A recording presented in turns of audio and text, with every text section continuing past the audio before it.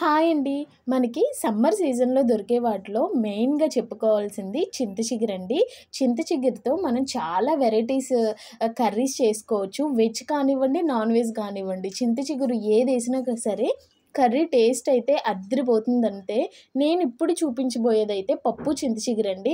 నాకైతే ఈ పప్పు చింత చిగురు చాలా చాలా ఇష్టం. ఈ చింత చిగురిని మనం తెచ్చుకున్నాక పెద్ద పెద్ద ముదురుకాడలుంటే తీసేసుకొని, చక్కగా అంతా క్లీన్ చేసుకొని, ఒక 2 టైమ్స్ వాష్ చేసేసుకొని, నేనైతే ఒక గ్లాస్ కందిపప్పు తీసుకున్నాను. 2 అవర్స్ నానబెట్టాను.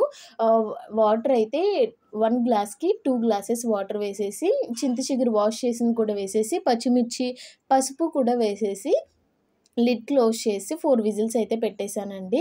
లిడ్ ఓపెన్ అయ్యాక అంతా స్మాష్ చేసుకొని, ఉప్పు కూడా వేసేసుకున్నాను. పక్కన పెట్టేయండి.